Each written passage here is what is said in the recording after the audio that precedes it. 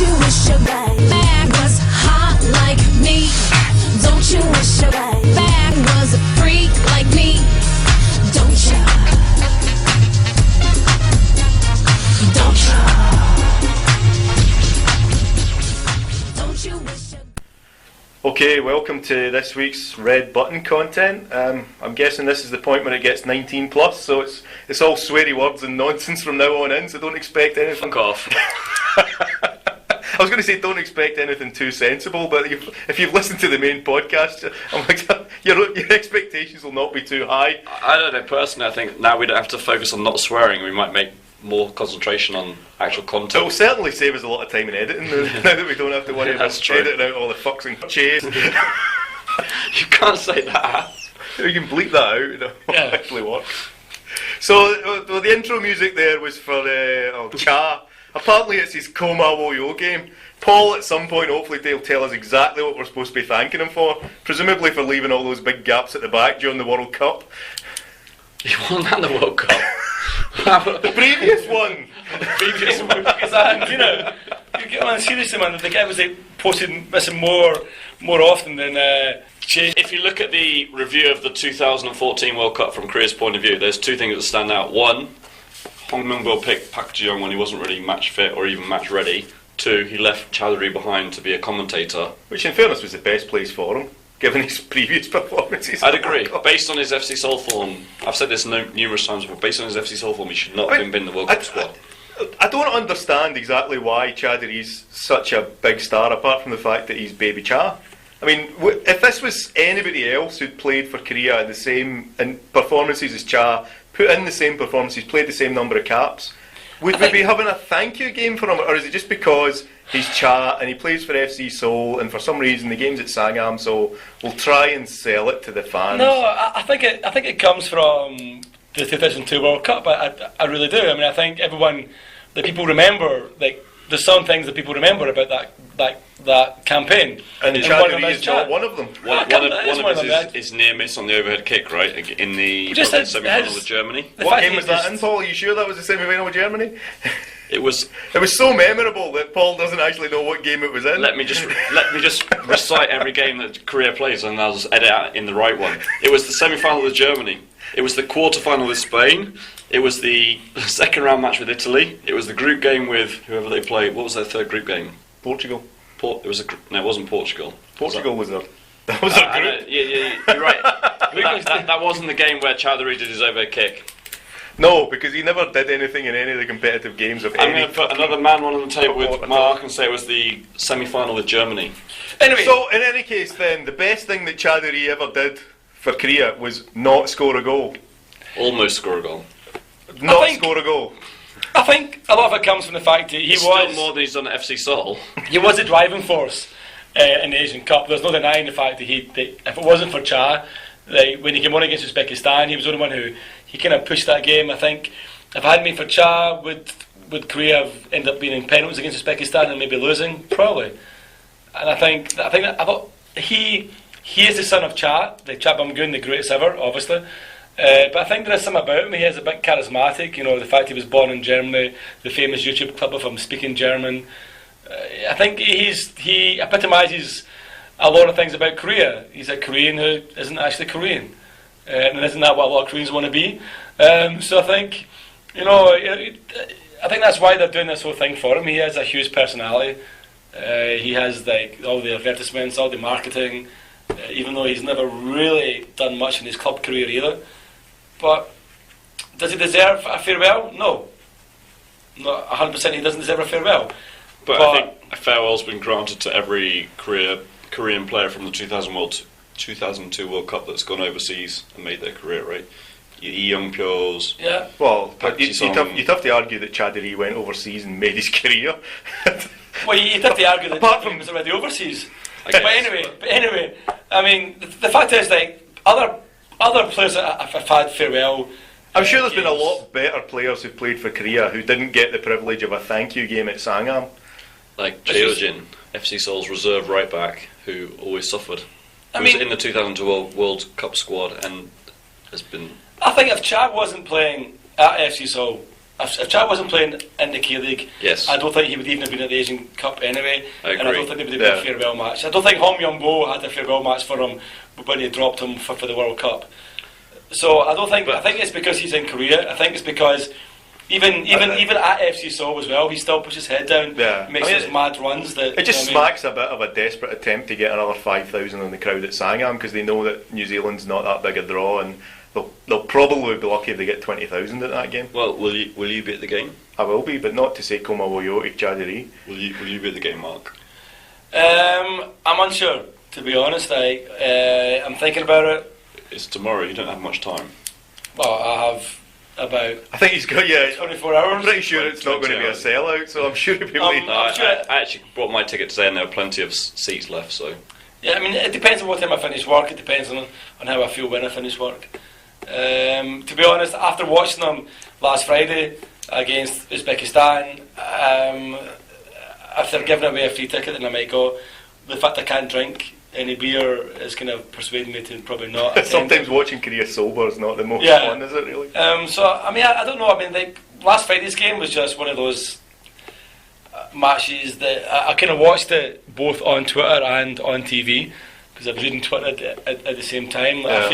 I feel like one of the problems with like social media is people on social media seem to watch different games from me.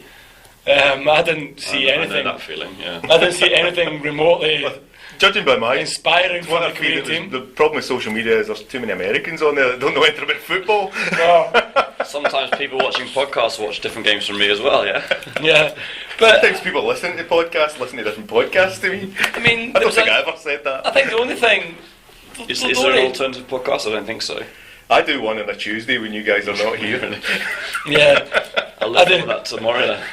I do one on a Wednesday as well. Actually, it's really successful. But I think a lot of Twitter, a lot of stuff was getting made about Kim Bo Kyung's performances. That I think we discussed this last week, that he had something to prove.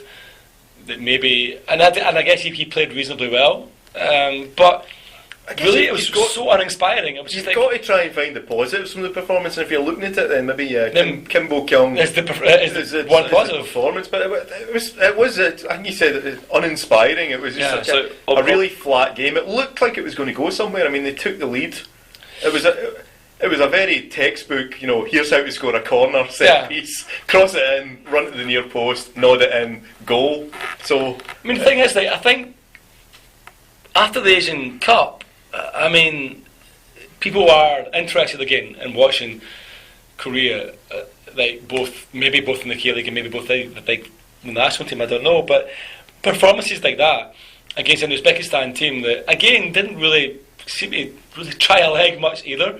They didn't kick the shit out of anyone then. No, there was no karate kicks and there was no like headbutts and stuff like that, so I was pretty that disappointed. wasn't a hell of a lot to get excited. I mean, I guess the other thing though, when you think about it, is for Korea now, there's really nothing to get excited about until the next World Cup.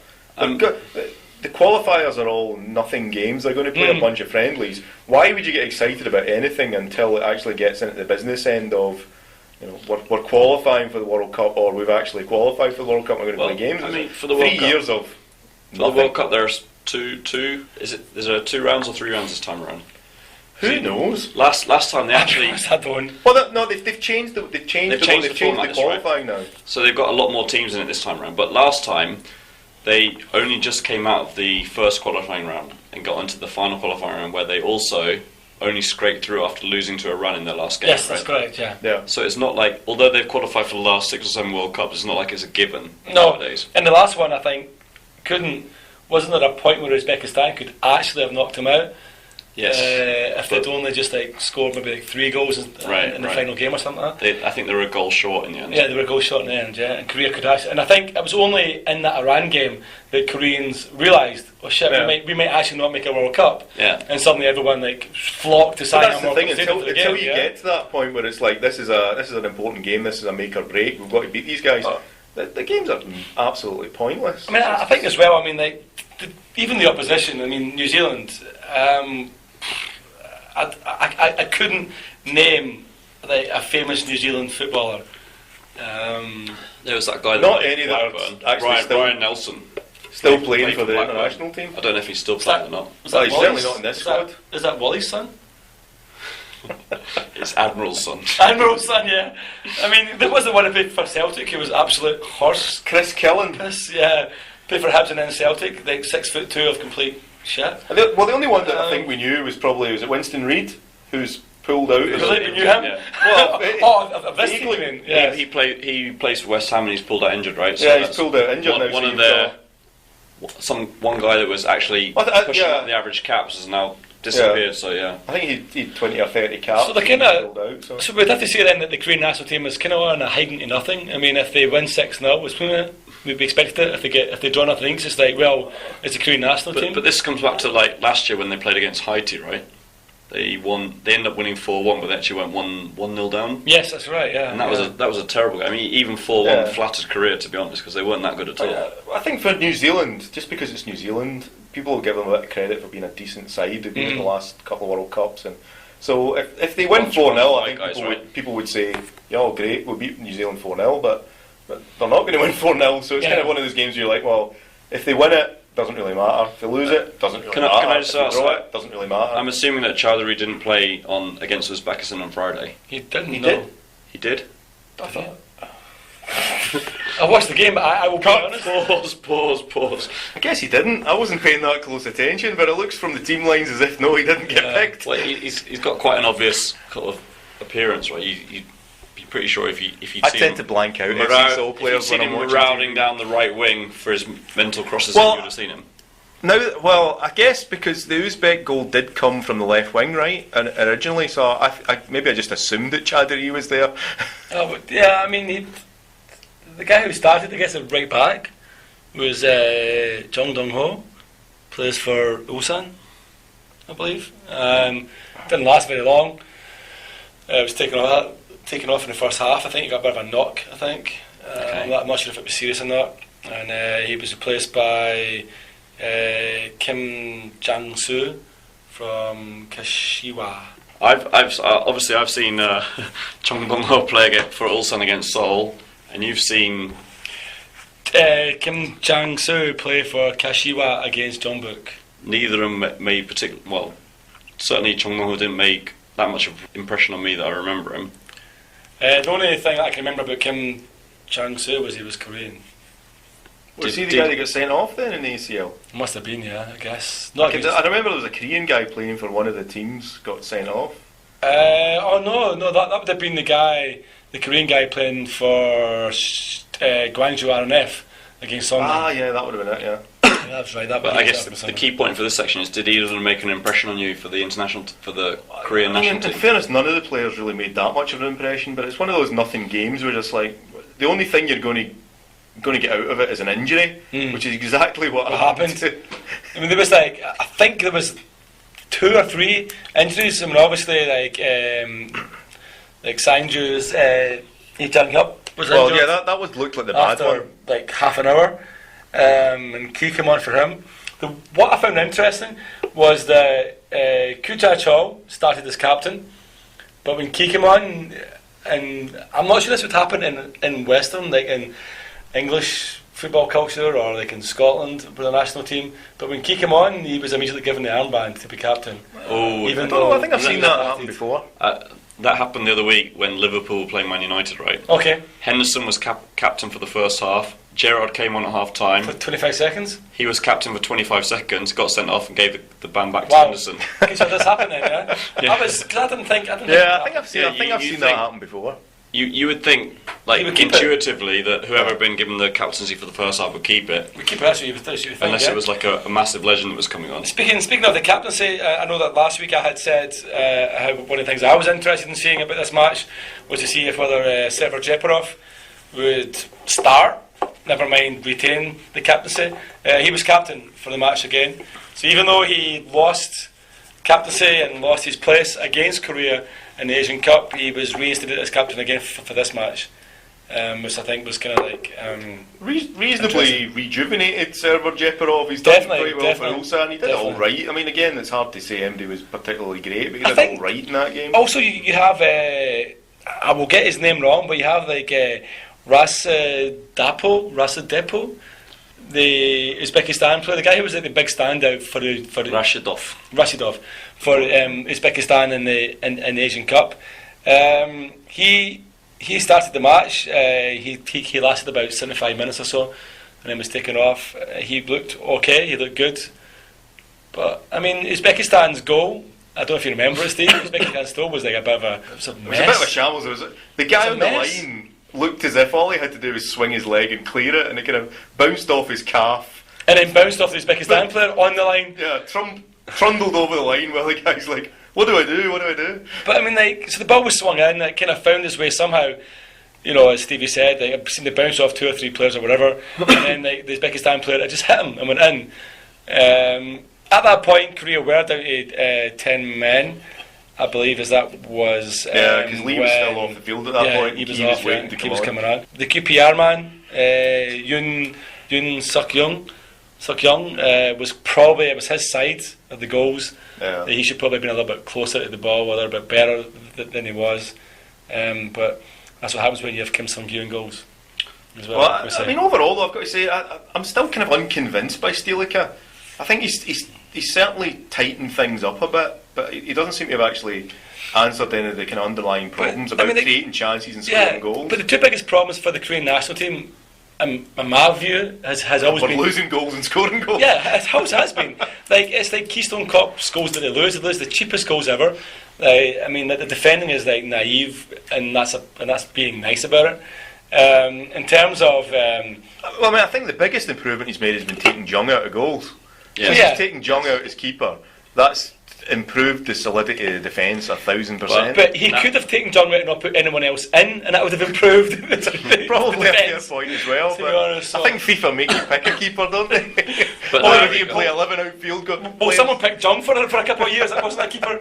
So now we got Park Ji-young back in the K-League. So the World Cup draw will be made sometime in July, I believe, and presumably the first round of qualifiers will be in August or September. So the first name on the list will be Park Ji-young back in the team again, you think? He'll have had 6 months in the K-League by then, so presumably they've banged in about 50 goals by then. From what I understand, though, the World Cup qualifiers could be absolute nonsense. I mean, it could be Korea versus Bhutan and the Maldives, or Maldives are in Africa, aren't they? You'd have to... Could still be that way anyway. Maldives are an Asian country. Are they? Yeah. But you'd have to assume that one of the countries in Korea's group will be one of the teams we were talking about last week, the East Timors, Bhutan and the Vietnam. Bhutan, But I mean, there's going to be the potential that you could pick. Not Mongolia. No, you could pick a squad, pick a group of 5 or 6 teams where actually not one of them are actually going to be any kind of competition for Korea. Well, I mean, I guess before the World Cup, they do have the East Asian Cup, which is in Beijing, I think it is, in the summertime. Yeah. Between China, Japan, Korea, and Australia. Obviously, that's a chance for Uli to pick some K-League. I want to say Australia aren't in it this time. They're not in it this time? No, okay. It's Korea, Japan, China, plus probably North Korea. North Korea? Okay. Well, they'll have a pre-qualifying competition between North Korea, Mongolia, Guam, and... Yeah. So, it'll be interesting to see if Uli... Do some research, man. Yeah, I will do next time. It'll be interesting to see if Uli... I think that comment probably goes for all of us, judging by our international experience. That might even go for me, because I'm just... this is what I think. I don't actually know for sure that Australia aren't in it, but I just think they're not. The thing is, if you say it confidently enough, everyone believes you. It's like, Paul knows what he's talking about. Christ, somebody's got to edit this. Maybe we should get the Wikipedia up now just to confirm. So I mean, the World Cup qualifying, you've got to say, it'll probably handle itself. I think the conclusion of this one is probably, if you're a Korean fan, then don't bother with any of the games for the next 3 years. Wait till the next World Cup comes around, or at least the next Olympic Games. Well, I used to be an avid fan of the Taeguk Warriors, and it's got to the point where it's not interesting at all. So I only go and watch opposition I've not seen before. So that's why I skipped Uzbekistan, because I've seen them before, and I'm going to New Zealand tomorrow because I've not seen them yet. As you know, you're going for the 48 club. I'm going for the 209 FIFA club. To see. I'm just going to get out of the house. get some beers. Is the wife that bad? It's either that or listen to a 4-year-old scream at me for 3 hours. This is an episode the wife can't listen to, right? We should actually clear up that the 4-year-old is Stevie's daughter. No, actually, because he And wants the wife. not somebody that I've got tied up in my basement. So if we could just clear that up right now, do you know what I mean, before we Not, get any not further. some pseudo e-girl, right? I can almost hear the police signs in the background. So basically, yeah, I think to sum up for the international, it was kind of pretty poor. It was like Pretty poor. pretty poor, yeah. Well, it'll be interesting to see great. what's different on Tuesday. I guess he'll probably change the goalie because he tends to do that. I think so. So Cha will come back because it's his thank you very much for having a shaved head and being related to your father game. What else is he going to do? There's not a hell of a lot of new players he can bring in. Is he going to? He's not got Lee, so I guess Ji Dong Won's going to play that game. I think he was probably going to start that game anyway. I think they'd said that Ji Dong Won was going to play that game. So, I mean, he can make a few changes here and there, but nothing really fundamental is going to be different. It's going to be the same team, the same style, the same kind of lack of invention of. I mean, it's going to be a 4-4-2. It's against New Zealand. I mean, they should get a few goals. They should, but they probably won't. I mean, I don't know. We'll see. I think. I guess it'll be interesting to see if he starts Key, starts G, or Cha will start. Will they stick with Sucking? Obviously, New Zealand have a relatively easy World Cup qualifying program, right, until they get to the Intercontinental playoff. Yeah. They lost to Mexico last time around. They got absolutely whacked. Yes, that's correct. Yeah, absolutely whooped in Absolutely Mexico smashed, City, yeah. right? Yeah, So they got embarrassed. the previous World Cup, they were the only team that went undefeated.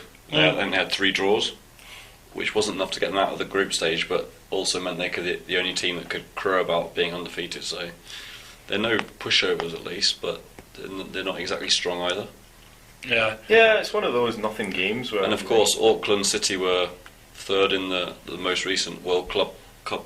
They're obviously not the pushovers you might think they would be, but there shouldn't be a problem for a strong Korean side at home.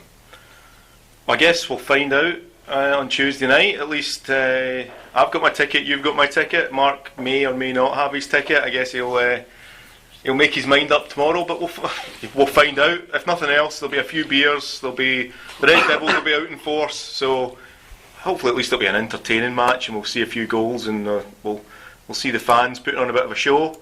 Other than that, I don't think there's a lot that Stelica's going to learn. So we may or may not have some piece of music to play out which is meaningful.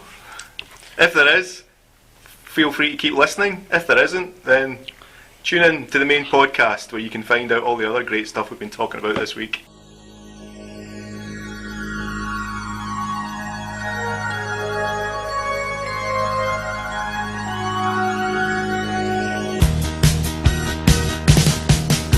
I'm not a robot without emotions. I'm not what you see. Domo arigato, Mr. Roboto. Domo, domo, domo arigato, Mr. Roboto. Domo, domo, domo arigato, Mr. Roboto. Domo arigato, Mr. Roboto.